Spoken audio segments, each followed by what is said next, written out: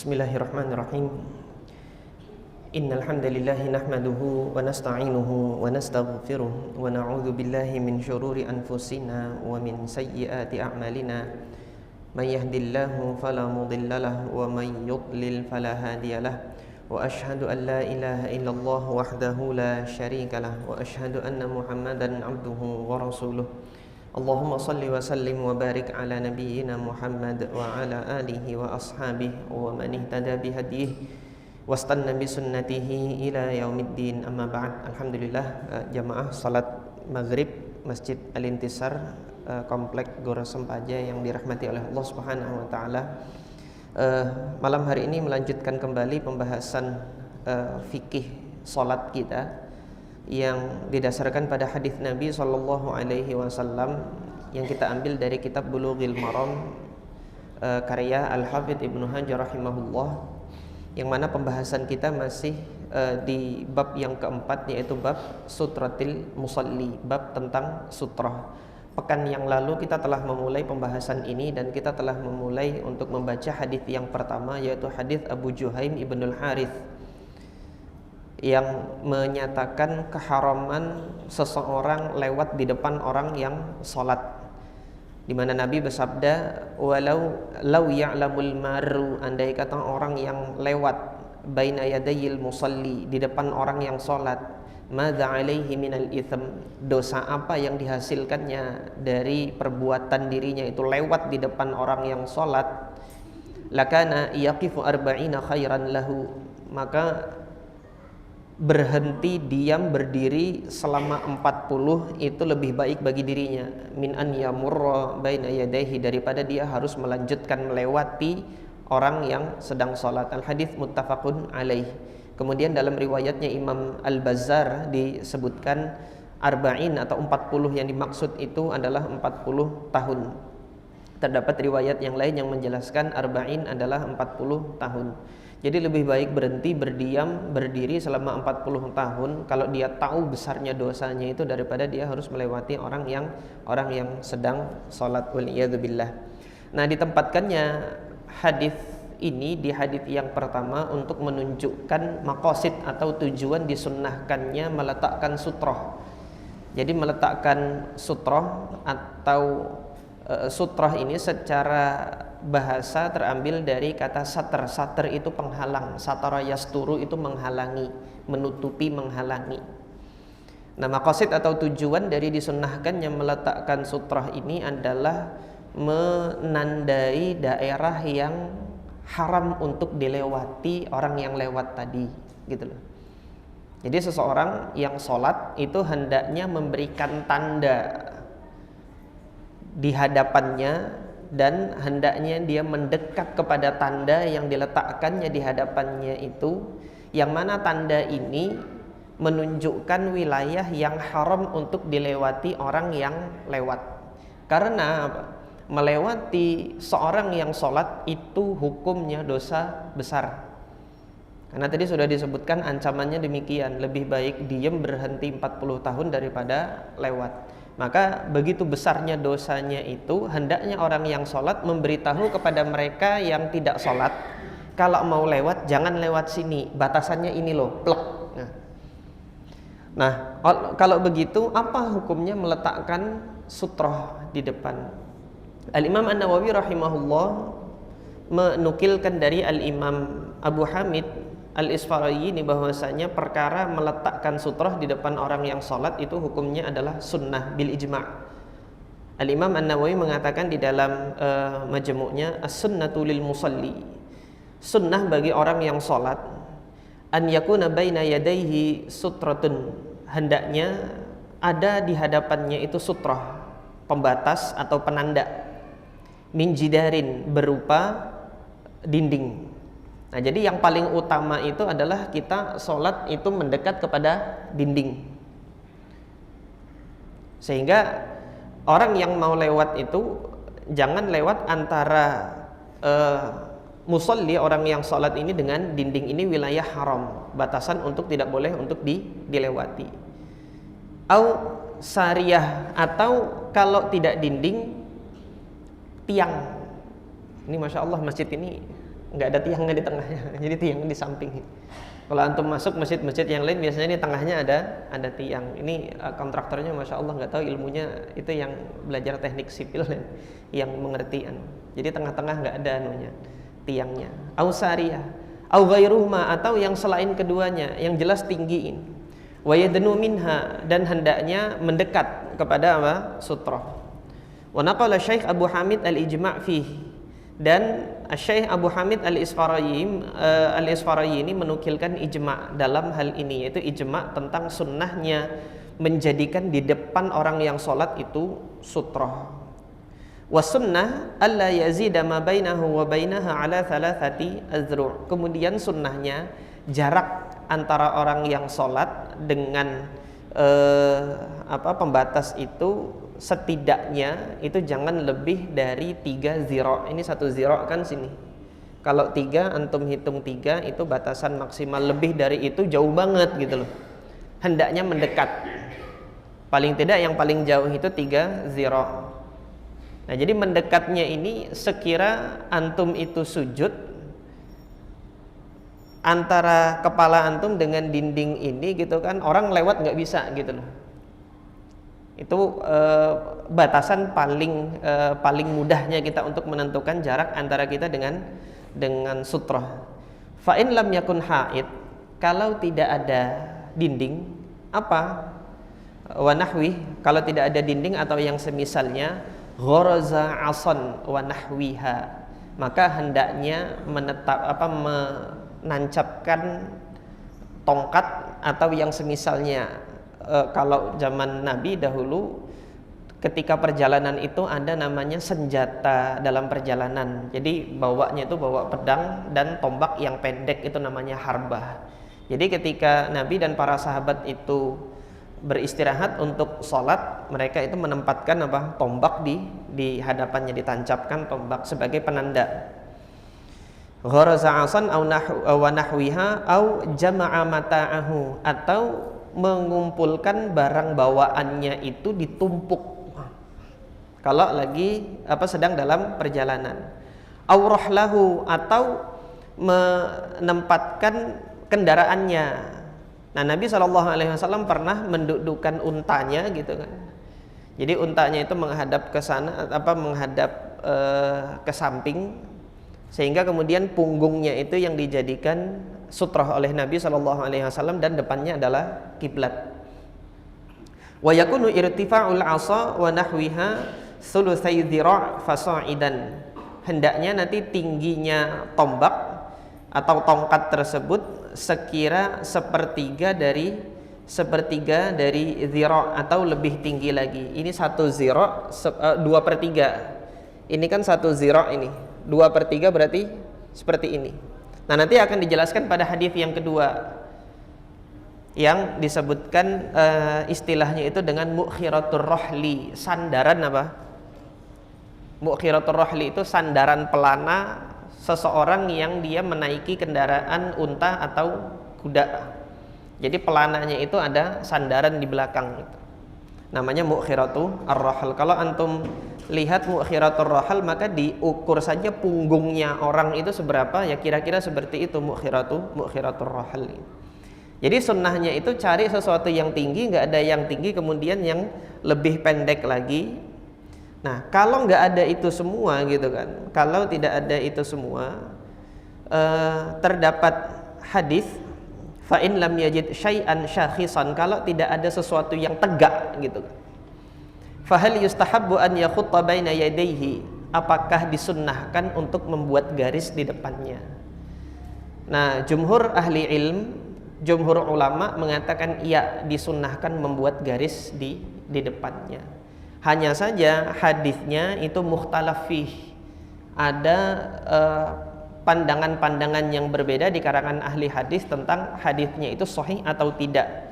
Itu nanti akan kita baca di hadis Abu Hurairah, hadis yang ke-6 di dalam bab ini insyaallah, yang diriwayatkan oleh Al-Imam Ahmad dan Al-Imam Ibnu Majah. Al-Hafidz Ibnu Hajar sendiri menghasankan hadisnya, artinya boleh diamalkan. Nah, Al-Imam An-Nawawi rahimahullah lebih cenderung kepada hadis tersebut dhaif. Tapi apa kata Imam An-Nawawi? Wal mukhtar, yang dipilih untuk diamalkan. Wal mukhtar, yang dipilih untuk diamalkan. Istihbabul khat, tetap dianjurkan untuk membuat garis di depan. Li'annahu, kenapa gitu kan? Karena kata Imam Nawawi, wa in lam yasbut al hadis, meskipun hadisnya itu tidak sahih, meskipun hadisnya tidak sahih, fa fihi tahsilu harimin lil musalli, dengan membuat garis. Adik-adik minta tenang ya, untuk tenang, nggak kok kejar-kejaran dalam masjid. Harap tenang ya, ada majelis di sini. Saya lanjutkan ya. Fa fihi tahsilu harimin lil musalli. Jadi meskipun membuat garis di depan orang yang sholat itu sebagai penanda itu hadisnya lemah, hadisnya dhaif, tapi paling tidak ada tanda bahwasanya daerah itu nggak boleh orang lewat. Nah, kalau misalnya nggak ada sesuatu yang tegak, terus kemudian membuat garis itu nggak boleh gara-gara hadisnya dhaif, terus kita ngasih tanda pakai apa gitu loh. Terus kita ngasih tanda pakai apa? Maka minimal yang bisa dilakukan memang adalah membuat garis. Nah, termasuk di dalam hal ini ketika tidak ada sesuatu yang tegak gitu yang dijadikan sebagai penanda sutroh kita untuk sholat, maka yang minimal adalah hari ini banyak yang jual sejadah gitu loh. Jadi sejadah itu fungsinya adalah sutroh, yaitu apa? Penanda wilayah yang haram untuk dilewati orang yang tidak sholat kalau memang dia mau lewat.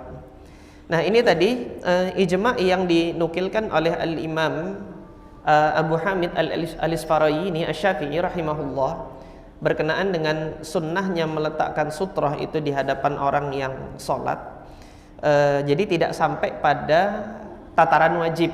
Nah, mungkin nanti antum akan pernah mendengar ulasan dari asatidzah yang lain kalau meletakkan sutroh atau menjadikan sutroh di depan orang yang sholat itu hukumnya adalah wajib. Mungkin nanti sebagian asatidzah ada yang berpendapat demikian.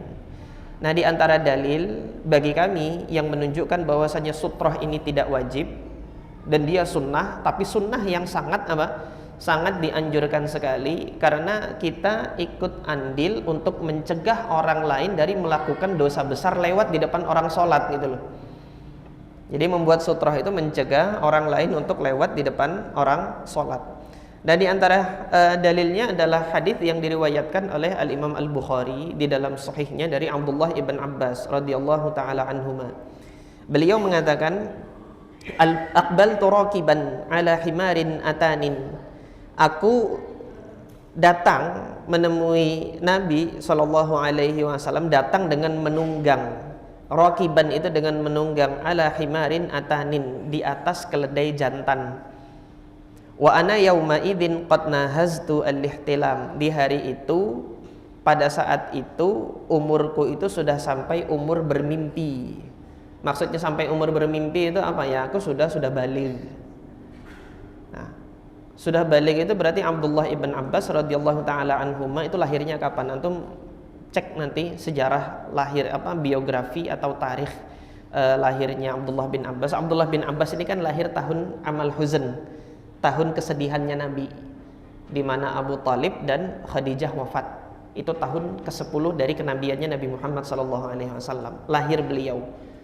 Jadi selepas keluarnya kaum muslimin dari selepasnya keluarnya kaum muslimin dari pemboikotan yang dilakukan oleh petinggi-petinggi Quraisy di Mekah, lahir Abdullah bin Abbas. Tahun ke-10 Nabi hijrah, tahun ke-14 kenabian, masuk tahun ke-14 kenabian Nabi hijrah, yaitu tahun pertama hijrah. Artinya ketika Nabi hijrah umurnya Abdullah bin Abbas itu baru 3 tahun. Antum ada yang punya anak umur 3 tahun, sudah bisa ngapain? Sudah bisa ngeriwayatkan hadis belum? Belum kan? Nah, berarti ketika Nabi hijrah, Abdullah bin Abbas belum bisa ngeriwayatkan ini, masih kecil gitu. Nah,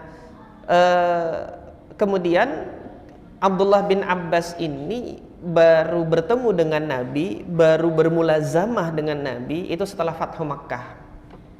Fathu Makkah tahun ke-8 Hijriyah, ya kan? Fathu Makkah tahun ke-8 Hijriah. Karena kenapa? Ayahnya Abdullah bin Abbas, itu Abbas bin Abdul Muthalib, itu masih di Mekah. Masuk Islam tapi menyembunyikan keislamannya, sehingga petinggi-petinggi kafir Quraisy itu masih menyangka Abbas bin Abdul Muthalib ini di pihak mereka, di pihak agama nenek moyangnya. Padahal Abbas bin Abdul Muthalib, ayahnya Abdullah bin Abbas, ini udah masuk Islam. Nah, ketika Bai'atul Aqabah, Abbas bin Abdul Muthalib itu hadir mewakili keluarga Bani Hashim untuk ikut mendengar komitmen dari orang-orang Yathrib yang melakukan Bai'atul Aqabah yang kedua. Jadi Abbas bin Abdul Muthalib menyampaikan kepada orang-orang Yathrib, antum harus serius gitu loh. Resikonya kalau memang mau membela keponakan saya yang satu ini, antum akan berhadapan dengan seluruh Arab di Jazirah Arab. Kalau memang main-main saja gitu, sudah biarkan kami keluarganya Bani Hashim ini yang melindungi Muhammad apapun yang terjadi di Mekah ini. Tapi kalau memang antum serius gitu kan, lakukan apa yang antum mau gitu kan. Diwanti-wanti dulu sama Abbas bin Abdul Muthalib ketika Bai'atul Aqabah itu di tahun ke-12 kenabian. Nah, setelah itu orang-orang Yathrib mengatakan, utusan dari Yathrib, sekarang antum sudah mengatakan ini, kami mau dengar apa yang dikatakan Rasulullah. Yang dikatakan Rasulullah kami ikut. Ya, Rasulullah kemudian mempersilahkan, maka dilakukanlah Bai'atul Aqabah. Kami melindungi Rasulullah apapun yang terjadi, asal Rasulullah ke Yathrib, asal Rasulullah ke Madinah. Jadi seperti itu. Singkatnya, Rasulullah kemudian hijrah, Abbas bin Abdul Muthalib masih di Mekah. Terjadi pertempuran Badar. Abu Jahal memaksa semua orang-orang petinggi-petinggi Quraisy itu untuk menyelamatkan barang dagangannya itu. Abbas bin Abdul Muthalib itu masuk di antara 1.200 pasukan yang dibawa oleh siapa? Oleh Abu Jahal. Jadi di pihak Quraisy. Maka Nabi Muhammad SAW pesan kepada siapa? Pesan kepada pasukannya yang di pertempuran Badar itu, nanti kalau kalian ketemu Abbas bin Abdul Muthalib, ketemu fulan, jangan dibunuh, tangkap saja, tawan gitu. Termasuk Abbas bin Abdul Muthalib waktu itu ditawan. Kenapa kata Rasulullah? Mereka itu keluar bukan karena kehendaknya, akan tetapi mereka dipaksa. Nah, sampai Fathu Makkah di tahun ke-8 Hijriah, Abbas bin Abdul Muthalib baru kemudian hijrah bersama keluarganya ke Madinah. Barusan Abdullah bin Abbas ketika itu hijrah. Nah, kenapa Abdullah bin Abbas itu bisa dekat dengan Nabi? Karena Nabi menikahi bibinya, adik dari ibunya Abdullah bin Abbas, Ummul Fadl. Adik beliau namanya Maimunah bintul Harith al-Hilaliyah, dinikahi oleh Nabi setelah Fathu Makkah di tahun ke-8 Hijriah. Setelah Nabi menikahi Maimunah, baru kemudian Nabi nggak boleh lagi nikah lebih dari itu. Cukup sudah, istri Nabi 9. Nah, kalau antum perkirakan 3 tahun lahir di Mekah, Nabi hijrah, setelah Nabi hijrah 8 tahun, 8 tambah 3 itu berapa? 11. Kira-kira umur 11 tahun tuh anak-anak sudah mimpi atau belum? Ah, kalau gitu kan belum tahun ke-8 ini. Nah, ini hadis ini tadi diceritakan oleh Abdullah bin Abbas. Nabi itu belum sampai. Wa Rasulullah sallallahu alaihi wasallam yusalli bin nasi biminan. Rasulullah itu mengimami orang-orang salat di Mina. Kalau begitu kira-kira peristiwa apa yang Nabi ada di Mina? Nabi di Mina itu cuma sekali aja kan, Haji Wada. Berarti tahun keberapa? 10 Hijriah, Haji Wada. Nah, di sini Abdullah bin Abbas waktu itu sudah mimpi kalau 10 Hijriah, 10 tambah 13 tahun umurnya siapa? Abdullah bin Abbas pada saat ini. Artinya aku sudah dewasa dan aku sudah mengerti, sudah paham apa yang terjadi pada saat itu. Aku datang dengan membawa keledai. Rasulullah itu sholat ngimamin siapa? Ngimamin sahabat-sahabat yang lain. Kata Abdullah bin Abbas apa? Ila ghairi jidar, menghadap ke arah yang tidak ada dindingnya. Maka di dalam riwayat ini disebutkan pernah suatu ketika Nabi sholat sutroh nggak ditaruh di depan gitu loh. Nah, maka didasarkan pada riwayat ini dan kemudian nanti kita lihat hadis Abu Sa'id Al-Khudri juga ketika dikatakan idza shalla ahadukum ila syai'in yasturuhu. Nabi mengatakan kalau di antara kalian itu salat kepada sesuatu yang menjadikan penandanya. Jadi suatu perkara ketika disandarkan pada kata-kata jika, kesannya itu adalah dia tidak diwajibkan. Nah, ini yang kemudian saya pilih, bahwasanya menempatkan sutroh itu di depan orang yang sholat hukumnya adalah sunnah dan tidak sampai wajib. Jika demikian nanti tetap ajarkan sunnah ini, tapi kalau antum lihat gitu kan, ada saudara antum sholat nggak pakai sutroh gitu kan, kalau ada sutroh kasih di depannya. Nanti kalau dia bingung kenapa aku diginikan gitu kan, nggak usah berantem, terus kemudian nggak perlu nanti mereka dicela. Ente tahu sunnah nggak? Wah, kita jangan gitu dong, nyebarin sunnah. Kalau cara kita seperti itu gitu kan, semua orang itu seperti Imam Ibnu Hazm, insya Allah nggak apa-apa gitu. Saya mendengar kisah perjalanan menuntut ilmunya Imam Ibnu Hazm rahimahullah itu gara-gara dianggap nggak tahu sunnah gitu. Tapi nanti yang benar bagaimana, tolong saya ditegur kalau saya salah di sini. Saya hanya mendapatkan kisah ini dari senior saya ketika saya studi, tapi belum lihat di kitab biografinya Imam Ibnu Hazm apakah benar atau tidak. Jadi Imam Ibnu Hazm rahimahullah ketika masuk ke masjid itu nggak sholat, ditegur sama anak kecil gitu kan, ente tahu sunnah nggak gitu kan. Masuk masjid itu kan kata Nabi apa, idza dakhala ahadukumul masjid fala taq'ud hatta tarka'a rak'ataini. Kalau kamu masuk masjid jangan kamu duduk sampai kamu mendengar sampai kamu melakukan dua rakaat. Karena ditegur sama anak kecil malu kan ya sholat. Nah, habis itu setelah sholat asar gitu kan, supaya nggak ditegur langsung sholat. Kamu nggak tahu sunnah ya gitu kan. Habis asar tuh nggak ada sholat gitu kan. Akhirnya terpukul di situ, kok saya yang kayak gini nih nggak tahu sunnah ditegur sama anak kecil begini. Akhirnya beliau semangat belajar. Lah kalau sikap antum gitu kan, negur orang nggak tahu sunnah tuh, semua orang tuh kayak Imam Ibnu Hazm semangat belajarnya, nggak apa-apa. Antum salah-salahin orang yang nggak tahu sunnah gitu kan. Antum marahi orang celananya di bawah mata kaki gitu kan, tahu sunnah enggak?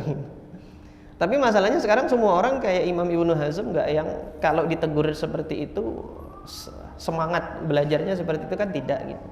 Jadi dalam hal ini hendaknya kita pilih cara yang paling santun lah untuk mengenalkan sunnah ini kepada masyarakat kita. Nah, ini yang berkaitan tentang sunnah sutrah ini tadi. Jadi hukumnya itu adalah sunnah. Dalam hal ini ketika asatidzah yang lain mungkin berpendapat itu wajib, maka ini adalah khazanah dari keilmuan Islam. Jadi asatidzah yang lain, para ulama yang lain memandang hadis-hadis yang ada ini kok kesannya itu perintahnya wajib, ya akhirnya kemudian berpendapat wajib. Adapun kami mendapati beberapa sunnah ini dan kemudian para ulama yang menukilkan ijma bahwasanya para salaf dahulu itu belum ada yang mewajibkan, maka kami lebih berpendapat bahwasanya hal tersebut itu adalah sunnah. Allahu ta'ala a'lam. Nah, hadis yang kedua tentang berapa tingginya, itu tadi sudah kami singgung bahwasanya tingginya itu sekitar 2/3 ziro. Ini 1 ziro, 2/3-nya berarti ya ditinggalkan telapaknya ini, dimana seseorang kalau bersandar itu bisa bersandar. Ini diriwayatkan dalam hadis Aisyah radhiyallahu anha qalat, beliau mengatakan su'ilan nabiyyu sallallahu alaihi wasallam fi ghazwati Tabuk.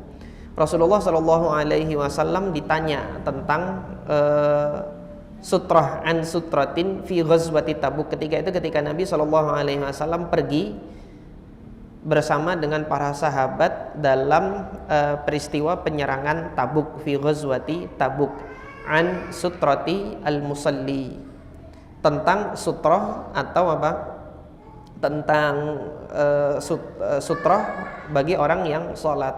Faqala Nabi sallallahu alaihi wasallam, maka Nabi mengatakan apa? Mithlu mukhiratir rohli, tingginya itu seperti sandaran pelana, sandaran pelana orang yang menaiki kendaraan. Akhrajahu Muslim. Nah nanti selanjutnya kalau tidak ada yang tegak seperti ini, apakah boleh digaris? Kita akan baca di hadis yang ke-6. Nah sampai di sini sangat dianjurkan sekali bagi masjid, pengurus masjid, panitia masjid menyediakan sutroh. Nah di beberapa masjid saya lihat pengurus masjid itu menyediakan sutroh, tapi hendaknya sutroh itu nggak perlu digambar dan kemudian nggak perlu ditulisin gitu. Itu malah ganggu orang sholat. Saya lihat ada sutroh terus kemudian di dalamnya ada siluet di depannya itu siluet orang sholat, terus kemudian ada tulisan sutroh sunnah yang terlupakan. Nah, ini malah ganggu orang sholat gitu loh. Jadi lagi sholat kemudian ngelihat gambarnya gitu, tapi alhamdulillah baliknya nggak ada. Jadi kalau mau sholat memang ya dibaliknya gitu aja. Jadi insya Allah nggak perlu ditulisi seperti itu. Ya kita sampaikan pada forum-forum yang seperti ini, atau nanti antum sampaikan di media-media sosial antum faidah sunnah yang banyak dilupakan oleh umat ini bagaimana gitu kan. Yang mahir di media sosial silahkan sampaikan itu kan. Sampaikan sunnah ini, mudah-mudahan menjadi ladang pahala bagi yang menyampaikannya ini. Kemudian hadis yang ketiga ini yang kesannya menunjukkan bahwasanya sutroh itu wajib, yaitu hadis Sabrah ibn Ma'bad al-Juhani radhiyallahu taala anhu. Qala wa an Sabrah ibn Ma'bad al-Juhani qala, beliau mengatakan qala Rasulullah sallallahu alaihi wasallam, Rasulullah sallallahu alaihi wasallam bersabda, liyastatir ahadukum, hendaknya salah seorang kalian itu meletakkan sutroh. Liyastatir, istatara yastatiru, maknanya secara bahasa menutup, menghalangi, membuat penghalang, menjadikan penghalang. Fis shalah, di dalam salat kalian, walau bisahmin, meskipun dengan anak panah. Artinya apa? Tancepin tuh anak panah. Walau bisahmin. Akhrajahu al-Hakim, diriwayatkan oleh al-Imam al-Hakim. Nah ini kan kesannya hendaknya kalian jadikan sutroh meskipun hanya dengan anak panah. Kesannya kan wajib. Tetapi hadis yang nadanya sama seperti ini di perintah Nabi yang lain, hukumnya nggak sampai wajib, ada gitu, yaitu tentang anjuran walimah. Ketika Nabi mengatakan aulim walau bisyatin, adakanlah walimah meskipun hanya menyembelih seekor kambing.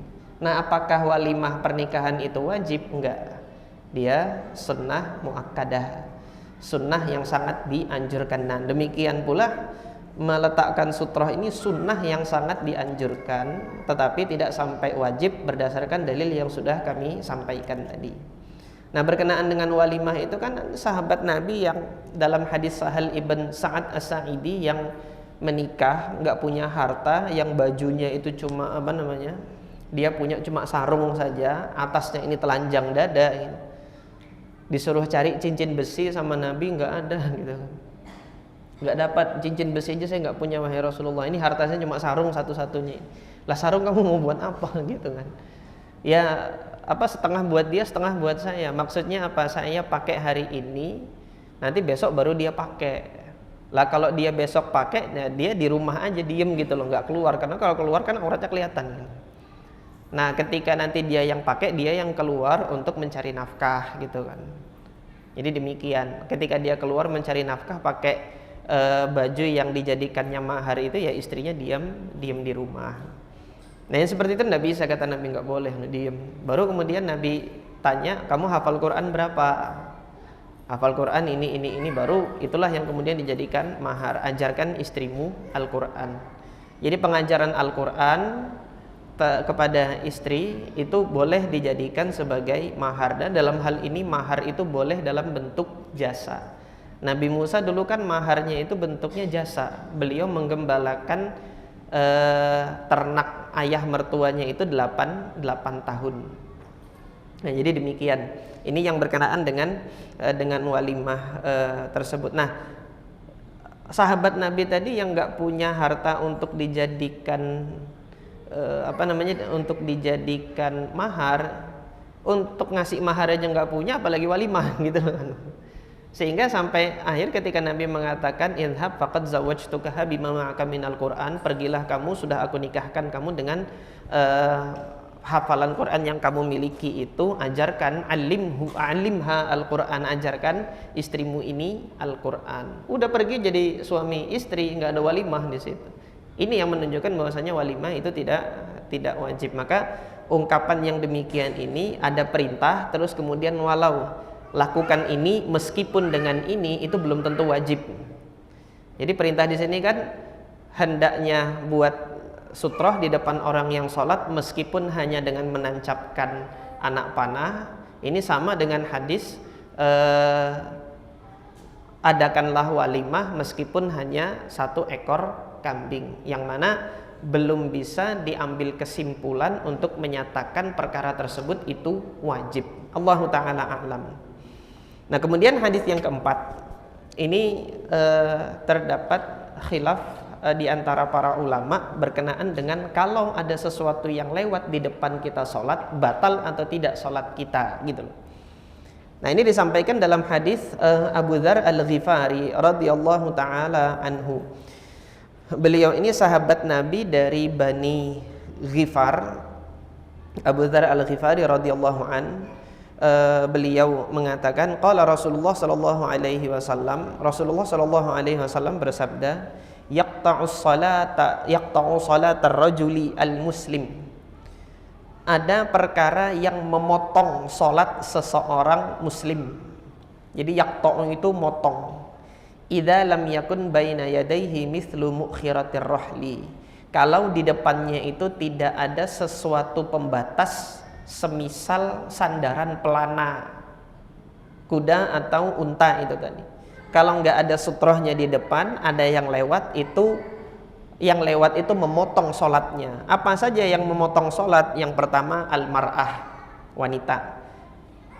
Yang kedua al-himar, keledai. Yang ketiga wal kalbul aswad, anjing hitam. Al-hadis. Wafihi, dan kemudian di dalam hadis ini, dalam riwayat yang lain ada keterangan al-kalbul aswad syaitan, anjing hitam itu adalah syaitan. Al-hadis akhrajahu Muslim, diriwayatkan oleh al-Imam Muslim. Walahu an Abi Hurairah nahuhu dunal kalbi. Kemudian di riwayat lain dari Abu Hurairah juga di dalam Sahih Muslim yang disebutkan hanya wanita dan keledai, tapi anjing tidak disebutkan dalam riwayatnya Imam Bukhari. Wali Abi Dawud, nah di dalam Sunan Abi Dawud wan Nasa'i ani bin Abbas, dari hadis Abdullah bin Abbas radhiyallahu anhuma nahwu duna akhirih wa qayyadal mar'ah bil haid. Jadi keterangannya di dalam riwayat Imam Abu Daud dan Imam Nasa'i dari hadis Abdullah bin Abbas, wanita yang dimaksud adalah wanita haid. Nah, sampai di sini ada perbedaan pendapat di kalangan para salaf tentang makna dari hadis ini. Ketika ada yang lewat di depan kita dan kita tidak meletakkan sutroh, kita tidak meletakkan penghalang, yang lewat itu tiga hal ini, yaitu wanita, keledai, dan kemudian anjing hitam, apakah sholat kita itu batal atau tidak? Pendapatnya Imam Al-Hasan Al-Basri batal. Pendapatnya Al-Imam Al-Hasan Al-Basri rahimahullah batal. Adapun jumhur ahli ilm, apapun yang lewat itu enggak batal. 4 mazhab demikian, termasuk jumhur ulama. Jumhur ulama itu termasuk 4 mazhab menyatakan bahwasanya apapun yang lewat tidak batal. Hanya saja Al-Imam Ahmad ibn Hanbal dan Imam Ishaq ibn Rahuwiyah mengkhususkan anjing hitam saja yang membatalkan. Jadi kalau wanita lewat nggak batal, keledai lewat nggak batal. Kalau ada anjing hitam lewat dan di depannya itu tidak ada sutroh, maka sholatnya batal. Ini pandangannya Imam Ahmad ibn Hanbal rahimahullah. Sedangkan jumhur tiga hal ini itu tidak batal, termasuk mazhab Syafi'iyah. 3 hal ini nggak batal. Wanita itu lewat nggak batal, baik yang haid maupun tidak haid, kalau lewat nggak batal sholat. Keledai lewat nggak batal, anjing lewat nggak batal. Nah, kalau begitu apa makna hadis ini dan bagaimana jumhur itu menjawab hadis ini? Hadis ini kan tadi mengatakan yaqta, memotong sholat. Apa makna dari memotong sholat itu? Jumhur ulama rahimahumullah, termasuk 4 mazhab ini tadi mengatakan, kecuali mazhabnya Imam Ahmad bin Hambal tadi ya, karena mazhabnya Imam Ahmad bin Hambal menyatakan apa anjing yang membatalkan itu. Jadi dimaknai oleh jumhur mayoritas ulama, memotong ini memotong kekhusyuan dan fokus sholat. Jadi kalau ada yang lewat begini, ini mengganggu sholat gitu loh. Yaqta'us sholat itu dia mengganggu apa? Mengganggu sholat. Ini makna dari hadis ini. Kemudian jawaban yang kedua, Ibunda Aisyah radhiyallahu anha ketika diperdengarkan hadis ini beliau marah gitu. Maksudnya beliau marah itu bagi mereka yang berpendapat hal-hal ini membatalkan sholat gitu kan. Ini diriwayatkan oleh Al-Imam Al-Bukhari di dalam sahihnya. Ibunda Aisyah ketika disebutkan zakaru inda Aisyah, mereka menyebutkan di hadapan Ibunda Aisyah ma yaqta'us shalah, perkara-perkara yang memotong sholat tadi di dalam riwayat Imam Muslim ini tadi. Fadzakaru al-kalba wal himar wal mar'ah, disebutin anjing, kemudian keledai, dan kemudian wanita. Apa kata Ibunda Aisyah? Syabbahtumuna bil humuri wal kilab, kalian kok menyerupakan kita sama anjing dan keledai sih gitu kan. Kok disamain ini cewek sama kaum wanita, kok disamain sama anjing dan keledai gitu kan. Laqad ra'aitun nabiyya sallallahu alaihi wasallam, aku menyaksikan sendiri Nabi sallallahu alaihi wasallam salat wa ana 'ala sarir, saya itu berbaring di atas ranjang, bainahu wa bainal qiblah, yang mana posisi saya antara beliau dan kiblat gitu. Jadi Rasulullah ini salat, Ibunda Aisyah itu kakinya kan selonjor, kan rumahnya tuh sempit. Kalau Rasulullah mau sujud itu disentuh cek gini kakinya, baru Ibunda Aisyah tarik kakinya, Rasulullah sujud. Nanti Rasulullah bangkit, sudah berdiri, baru selonjor lagi. Selonjor itu bahasa Indonesia apa bahasa apa ya? Bukan bahasa Jawa ya? Bahasa Indonesianya apa? Meluruskan kaki itu loh, selonjor. Nah, baru menekuk kaki. Jadi Ibunda Aisyah tekuk selonjor. Artinya kan ada wanita di hadapan Nabi, ya nggak batal salatnya Nabi SAW, tetap melakukan salat. Jadi Ibunda Aisyah mengatakan, kalian kok menyerupakan kita sama hewan-hewan yang begini gitu loh. Nah, ini yang dijadikan dalil bagi jumhur bahwasanya wanita dan 3 hal ini dia tidak membatalkan sholat. Kemudian makna dari hadis yaqta'us shalah, memotong sholat, itu adalah mengganggu konsentrasi. Jadi memotong konsentrasi dan fokus seseorang di dalam sholat. Allahu ta'ala alam, ini jawaban jumhur terhadap pemahaman di hadis ini. Masih ada waktu sekitar 6 menit lagi. Kita baca hadis yang kelima, yaitu hadis Abu Sa'id Al-Khudri radhiyallahu taala anhu. Beliau mengatakan, qala Rasulullah sallallahu alaihi wasallam, idza shalla ahadukum ila syai'in yasturuhu, jika salah seorang kalian itu salat menghadap sesuatu yang menghalanginya, yasturuhu sebagai sutroh gitu kan, yang menghalanginya, membatasinya sebagai sutroh, sudah ada penanda wilayah yang tidak boleh dilewati orang yang sholat. Yasturuhu minan nas, jadi menghalangi seseorang untuk lewat. Fa'arada ahadun an yajtaza baina yadayhi falyadfa'hu, maka kalau ada orang sudah dikasih tanda tapi masih mau lewat di antara tanda tersebut, maka halangilah. Faliyadfa'hu, cegahlah. Idfa'hu itu cegah. Fa in aba kalau dia melawan falyuqatilhu, lawan dia juga gitu kan. Kalau dia menolak falyuqatilhu, kata Nabi, lawan dia. Jadi Nabi nggak mengatakan falyaqtulhu ya. Yaqtulhu itu hendaknya kamu bunuh gitu. Lah anak kecil uyur-uyur gitu kan. Tahu hadis ini gitu, anak kecil dihalangi terus nggak mau cuk gitu. Enggak. Ya nggak seperti itu gitu kan. Falyuqatilhu, lawan dengan sekuat tenaga gitu. Nah, yang dewasa gitu kan sudah dihalangi tapi tetap ngotot masih mau lewat, halangi dia. Kenapa dihalangi dengan sekuat tenaga? Lawan, kata Nabi, falyuqatilhu, itu lawan. Fa innama huwa syaitan, karena sesungguhnya yang demikian ini adalah syaitan. Kalau dia seorang muslim yang memiliki iman kepada Allah, setidak tahu-tahunya dia terhadap sunnah ini, ketika orang sholat kemudian dihalangi itu, ya nyadar gitu loh, oh nggak boleh kah gini, lewat cari jalan lain. Tapi kalau yang ngotot gitu kan, mau lewat, nah ini yang Nabi SAW katakan orang tersebut adalah syaitan. Wa fi riwayatin, dalam riwayat yang lain, fa inna ma'ahu al-qarin.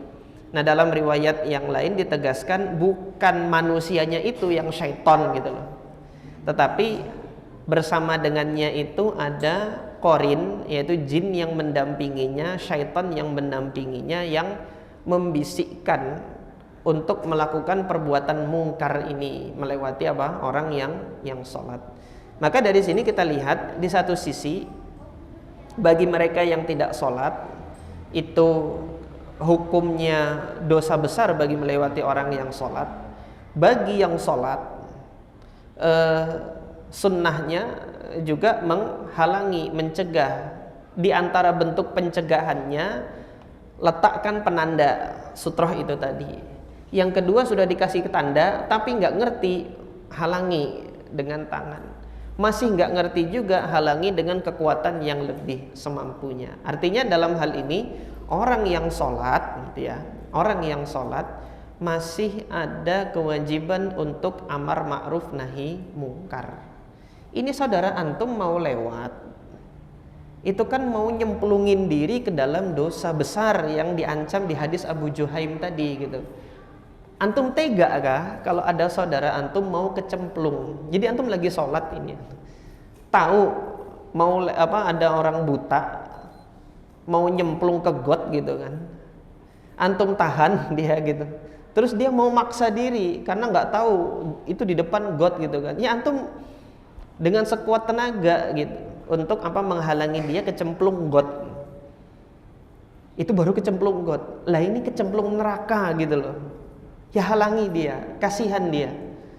Jadi dalam hal ini niat kita, iktikad kita dalam hati itu, mereka yang mau lewat itu nggak tahu, kasihani dia, cegah dia agar tidak tercemplung ke dalam dosa ini gitu. Bukan dalam hati ente ini nggak tahu sunnah ya, bukan itu lagi gitu loh. Jangan demikian niat kita di dalam hati, artinya cegah mereka dari melakukan kemungkaran ini. Nah ini diantara sunnah, tapi 2 menit lagi masuk azan isya. Di hadis yang ke-6 ini pembahasan nanti agak luas, yaitu tentang membuat garis di depan. Nah yang pertama pembahasannya mengenai hadisnya ini sahih atau tidak. Jadi ada yang menyatakan sahih, menyatakan hasan, yaitu Al-Hafidz Ibnu Hajar menghasankan hadis ini. Jadi di penghujung kajian kita ini kita baca terlebih dahulu hadis Abu Hurairah, nanti pembahasan riwayat dan fikihnya insyaallah di pekan yang akan datang. Al-Hafidz Ibnu Hajar mengatakan wa an Abi Hurairah radhiyallahu an, diriwayatkan dari Abu Hurairah radhiyallahu an bahwasanya Rasulullah sallallahu alaihi wasallam bersabda, idza shalla ahadukum, jika salah seorang dari kalian itu salat, falyaj'al tilqa'a wajhihi syai'an, hendaknya menjadikan di hadapannya itu sesuatu. Fa in lam yajid, kalau tidak mendapati, falyansib ason, kalau tidak mendapati sesuatu, tancapkan tongkat. Fa in lam yakun falyahutta khatta, kalau enggak ada tongkat juga buat garis. Tsumma la yadurruhu man marra baina yadayhi, kemudian yang lewat itu di belakang penanda itu tidak berbahaya bagi dirinya. Akhrajahu Ahmad, diriwayatkan oleh Al-Imam Ahmad, wa Ibnu Majah, dan Al-Imam Ibnu Majah. Wa sahhahahu Ibnu Hibban, dan disahihkan oleh Al-Imam Ibnu Hibban. Walam yusib man za'ama annahu muttaribun bal huwa hasan. Jadi tidak benar pendapat mereka, kata Al-Hafidz Ibnu Hajar mengkritisi mereka yang melemahkan hadis ini. Walam yusib, tidak benar pihak-pihak yang mengira bahwasanya hadis ini muttarib, bal huwa hasan, akan tetapi hadis ini statusnya adalah hasan, artinya boleh untuk diamalkan. Meskipun ini dhaif sekalipun, Al-Imam An-Nawawi tadi sudah menyampaikan tetap dianjurkan membuat garis. Karena apa? Tujuan dari meletakkan sutroh itu adalah membuat tanda wilayah yang haram untuk dilewati orang yang lewat. Nah, jadi demikian, ini saja yang bisa kita pelajari dalam kesempatan malam hari ini. Insya Allah nanti pertemuan yang akan datang lebih dalam lagi kita kaji mengenai garisnya itu bagaimana. Nah, ini para ulama ada berbagai pendapat. Bentuk garisnya itu seperti apa? Apakah lurus saja atau kemudian melengkung? Apakah di kanan dan di kiri gitu garisnya? Ini nanti kita lanjutkan di pekan yang akan datang. Aku qauli hadza wa astaghfirullah li wa lakum. Subhanakallahumma rabbana wa bihamdika asyhadu an la ilaha illa anta astaghfiruka wa atubu ilaik. Assalamualaikum warahmatullahi wabarakatuh.